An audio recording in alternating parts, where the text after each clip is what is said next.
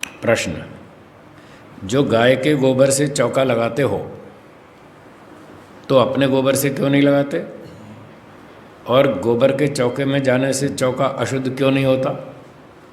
गाय का गोबर चौके में लीपते हैं, उससे चौका अशुद्ध क्यों नहीं होता? उत्तर, गाय के गोबर से वैसा दुर्गंध नहीं होता जैसा कि मनुष्य के मल से। यह चिकना होने से शीघ्र नहीं उखड़ता।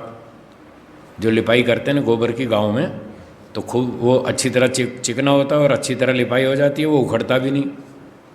जैसे कीचड़, तो कीचड़ की तरह नहीं होता। गोबर से लिपाई कर दो, सूख जाता है, उसके बाद बहुत बढ़िया हो जाता है। लोग वहाँ बैठ कर के आराम से खाते हैं भोजन। तो शीघ्र उखड़ता नहीं, कपड़ा बिगड़ता नहीं, मलिन होता नहीं। जैसा मिट्टी से मैल चढ़ता है वैसा सूखे गोबर से नहीं चढ़ता। मट्टी और गोबर से जिस स्थान का लेपन करते हैं वह देखने में अति सुंदर होता है, अच्छा भी लगता है देखने में लिपाई करने के बाद। और जहाँ रसोई बनती है वहाँ भोजन आदि करने से घी, मिष्ट और उच्छिष्ट भी गिरता है। बांटते समय, खाते समय कुछ थोड़ा बहुत नीचे भी गिर जाता है। उससे मक्खी, कीड़ी आदि बहुत से जीव मलिन स्थान के रहने से आते हैं। जहाँ पक्का फर्श होता है वहाँ कुछ खाया पिया गिर जाए तो खूब चींटियाँ, मक्खी, मच्छर इकट्ठे हो जाएंगे। जो उसमें झाड़ू लेपन से शुद्धि प्रतिदिन न की जाए तो जानो पाखाने के समान वो स्थान हो जाता है टॉयलेट जैसा गंदा हो जाता है, मक्खी, मच्छर, कीड़े मकोड़े बहुत आते हैं। इसलिए प्रतिदिन गोबर, मिट्टी, झाड़ू से सर्वथा शुद्ध रखना चाहिए। और जो पक्का मकान हो, सीमेंटेड, तो जल से धोकर शुद्ध रखना चाहिए। साफ सफाई रसोई में बढ़िया होनी चाहिए। इससे पूर्वोक्त दोषों की निवृत्ति हो जाती है। जैसे मियाँ जी के रसोई के स्थान में कहीं कोयला, कहीं राख, कहीं लकड़ी, कहीं फूटी हांडी, कहीं जूठी रकेबी, कहीं हाड़ गोड़ मतलब हड्डियाँ, पशुओं की हड्डियाँ चबा चबा के वहाँ रखी रहती हैं, कोई मुर्गे की टांग और कहीं कुछ और कहीं कुछ। तो मक्खियों का तो कहना ही क्या। वो स्थान ऐसा बुरा लगता है मुसलमानों की रसोई का। जैसे कोई श्रेष्ठ मनुष्य जाकर वहाँ बैठे तो उसे वांत होने का भी संभव है।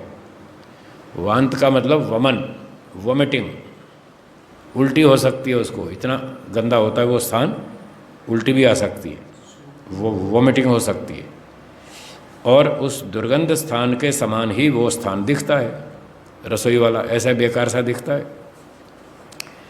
भला जो कोई इनसे पूछे कि यदि गोबर से चौका लगाने में तुम दोष गिनते हो, परंतु चूल्हे में कंडे जलाने, उसकी आग से तंबाकू पीने, घर की भीति मतलब दीवार, घर की दीवार पर लेपन करने आदि से खराब नहीं होता, तुम्हारी चिलम खराब नहीं होती, दीवार पे लेपन करते हो वो खराब नहीं होती, तो रसोई क्यों खराब हो जाएगी? वो भी अच्छी रहेगी। इसलिए गोबर से मट्टी मिक्स करके अगर रसोई में अच्छी तरह लेपन किया जाए और वो सूख जाए तो वो स्थान अशुद्ध नहीं होता, अच्छा रहता है, शुद्ध रहता है देखने में भी, और वहाँ बैठने में भी कोई दिक्कत नहीं है। वहाँ बैठ के खा लो भोजन, कोई समस्या नहीं। कौन सी? भला जो कोई इनसे पूछे,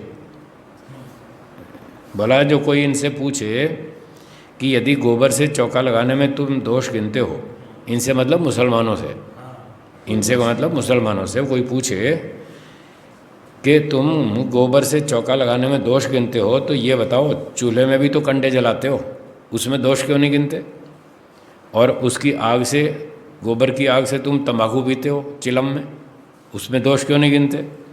और भित्ति मतलब दीवार पर गोबर से लेपन करते हो, उसमें दोष क्यों नहीं गिनते? वहाँ भी तो तुम्हारा चौका आदि भ्रष्ट हो जाता होगा। अर्थात जब वहाँ तुम्हारे कोई नुकसान नहीं हो रहा है, चिलम पीने में गोबर को आपको तकलीफ नहीं आ रही है, चूल्हे में कंडे जलाने से आपको भोजन पकाने में कोई समस्या नहीं आ रही, दीवार पर लेपन करने से कोई दिक्कत नहीं आ रही, तो फिर रसोई में लेपन करने से क्यों तकलीफ है? वहाँ ठीक है तो यहाँ भी ठीक है। इसलिए गोबर से लेपन कर सकते हैं रसोई में, दीवार पे भी लगा सकते हैं और रसोई में भी लगा सकते हैं, कोई दिक्कत नहीं है, उसमें कोई दोष नहीं है।